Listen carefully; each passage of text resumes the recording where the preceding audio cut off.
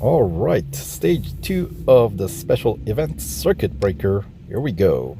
We are going to be at Nürburgring, and considering that this is only stage 2, this stage is not easy, especially when you're running with 0 upgrade.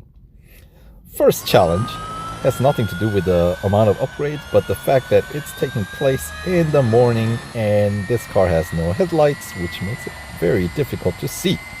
So that's number 1 challenge. And number 2, this goal description says 75 seconds of tailgating, but as you can see on the timer, we need 70.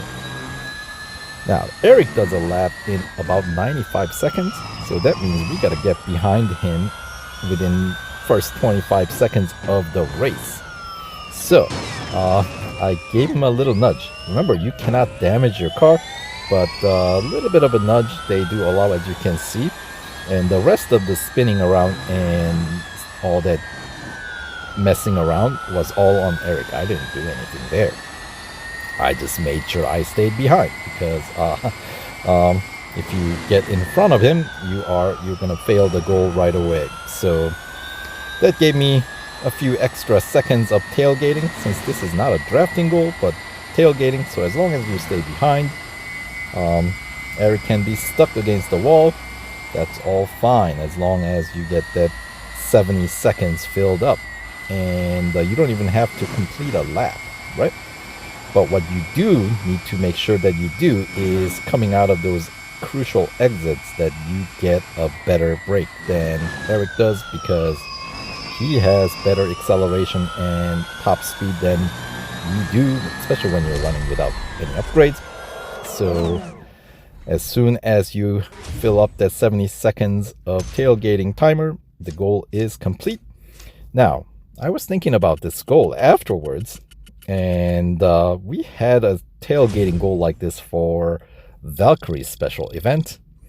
And for that one, some clever chaps figured out that you don't have to do the tailgating in one lap. As in, you can let Eric do multiple laps, and each pass, you basically, build up a little bit of tailgating each time. So it's a bit less stressful, but I don't know if that would have worked in this event, but worth checking into. Anyway, moving on to goal 2 here. This one is an average speed challenge. Target speed is 202.77 kph, or 126 miles per hour. No off track, and you gotta let Eric start the lap. So in the out lap, you'll notice that I am in the lead, so I have to let Eric pass me by. And what that does is that it kind of caps off how much speed that I can have banked up, the average speed, before I start the lap, because Eric kind of slows me down here, as you can see. So now I'm under the target speed, but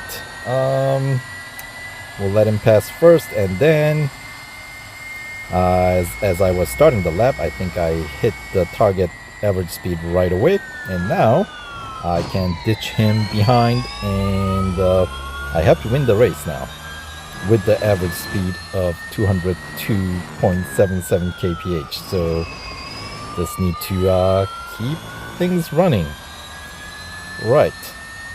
And as a goal, this one, aside from still having to deal with this poor visibility issue,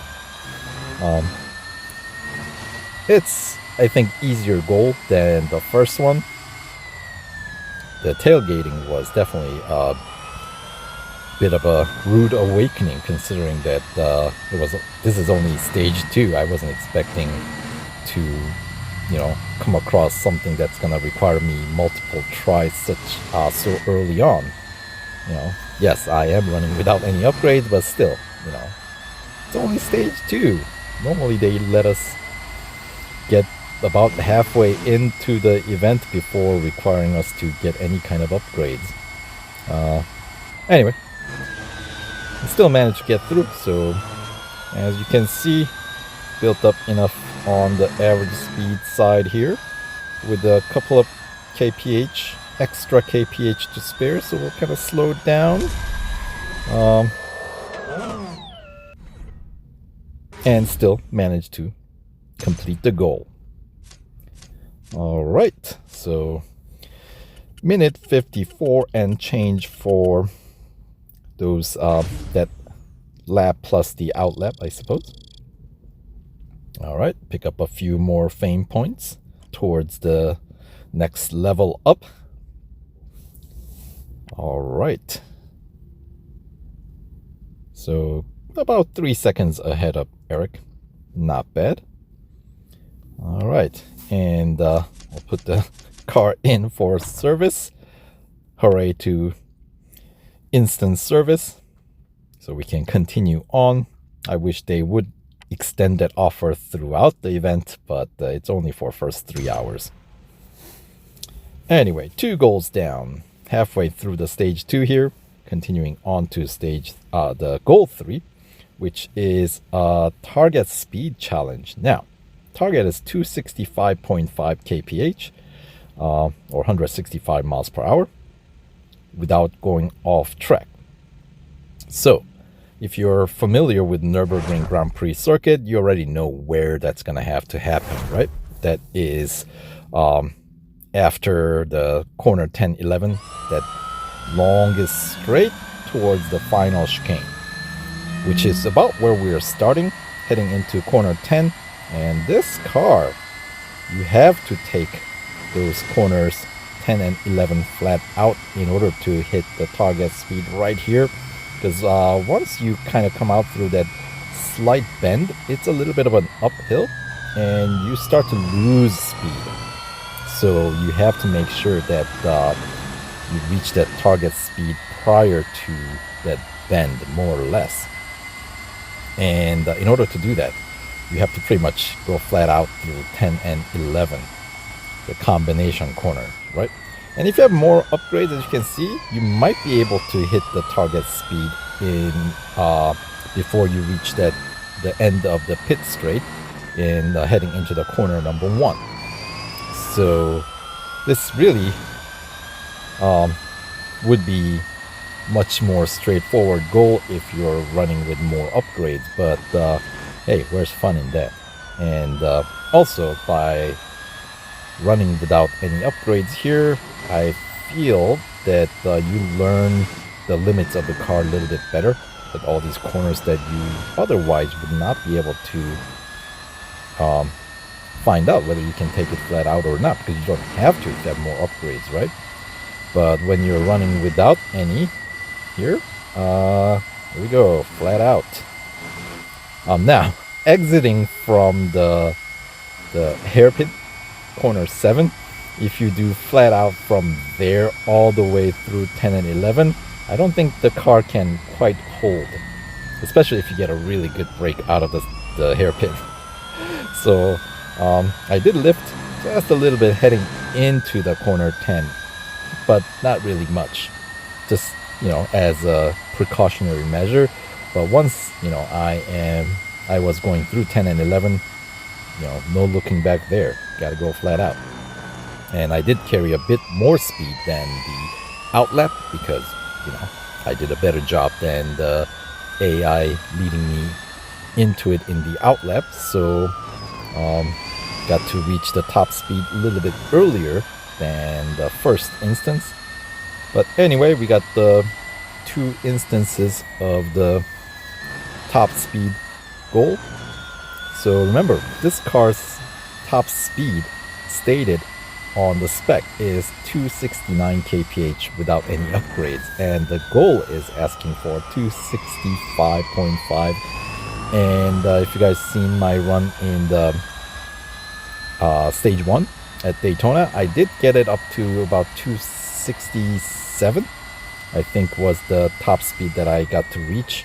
So this car, because it's electric car, can get pretty darn close to the actual limit they have in the spec, which is really rare occasion for most other cars. So anyway, so yeah, I just wish the car sounded a little less annoying. But anyway, you still have to win the race. So we'll let Eric catch up so we don't win by a terribly huge margin. But still get the goal completion. Alright. Creeping up just a little bit closer to the next level, 421. Alright.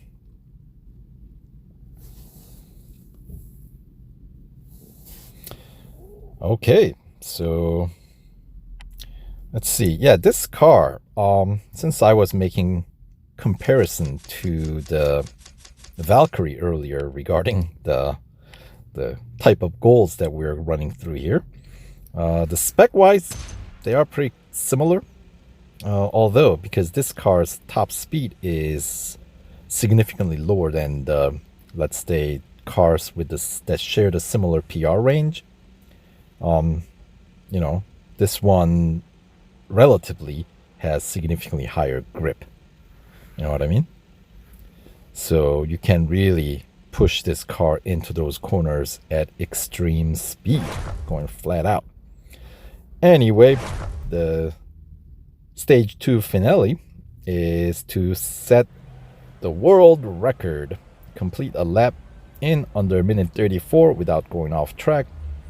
Now, in previous challenges, I did do under a minute 34, but this is actually not a rolling start. So you can expect to, you can expect that this lap is going to be a little bit slower than, let's say, prior challenges in this stage. So when I was starting out, I wasn't sure how hard I had to push. You still have to push. You cannot just lollygag throughout the lap. So when you can hug the corners tight, get in there, and then exit with the full speed. Right? And the fact that the car does have a really good acceleration definitely does help. And as I was saying, carrying as much speed as you can through these corners, hug those corners tight, exit wide, and you don't have to brake as early mode. But yeah, that was nasty. A lot of hesitation, bit of skidding. So you would think, now that I can see the track, I would be able to clear that hairpin better, but apparently I did better in the dark. Anyway, corners 10 and 11 still can take it pretty quick there. And now we got plenty of time left, don't we? We got still 15 seconds, 14 seconds and counting. So yeah, final goal of stage 2. Not as daunting as the way it seemed prior to. There we go. What was my final time? 132.814. So, good second and 0.2, or yeah, about 1.2 seconds to spare at the end of that. All right, so just like that, we have broken the world record at Nürburgring Grand Prix. Hooray. All right, well, since I know it's not required, but we'll put the car in for service, since instant service, by the time the stage 3 unlocks, it'll be gone. So that way we can start the stage 3 tomorrow with the freshly serviced car. But for now, pick up a few racing dollars and some extra gold for the effort. Smash the previous record. Hooray. Awesome. All right, number 1 to the electric car, and number 1 to you for amazing driving skills. Thank you very much. I have to agree with Magnus. That noise is infuriating. The dentist drill on wheels. I couldn't have said it better, Magnus. Yes, you and I. We're on the same page there. Magnus holds the record on Nürburgring for the good old combustion engine. Oh, is that right? We made him mad. No, we didn't make him mad. He's always mad. What are you, new? Come on, you know him better. That's how you fare against a real car and a real driver. I suppose we're going to be going head to head against Magnus in the remainder of the event, I just assume. But that will have to wait till tomorrow for next stage. So for now, that'll do it for this playthrough video of the special event. Thanks for watching, and we'll catch you guys in the next video. Take care.